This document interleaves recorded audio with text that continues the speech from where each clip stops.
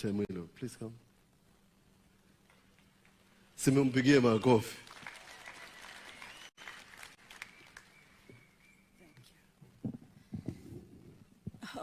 Host Bishop Kasioka na Bishop Sealangi Mokie Makweni. Your Excellency the President, welcome to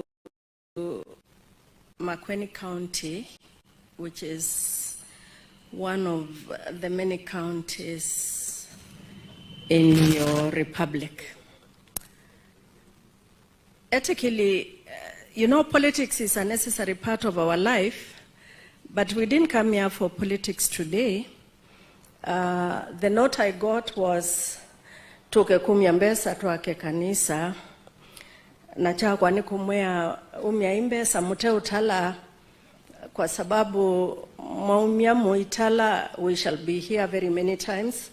Let today be enough for finishing the project that we came to do. Nangaya tunenge ulau tudambia kumya. Asante Your Excellency for what you continue to do, and thank you for being in this hot place called Makweni. This is where we were born and bred, and we love this country. Asatunenge wendo.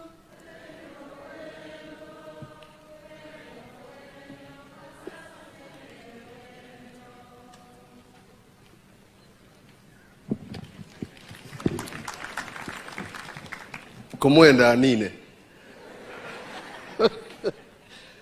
Rafiki yangu anaitwa Governor wa Embu. Wakati we were inaugurating you Bishop, alikuja mpaka hapa. This morning hata tumeona gari zimetoka Embu. Wale wa Embu wako wapi?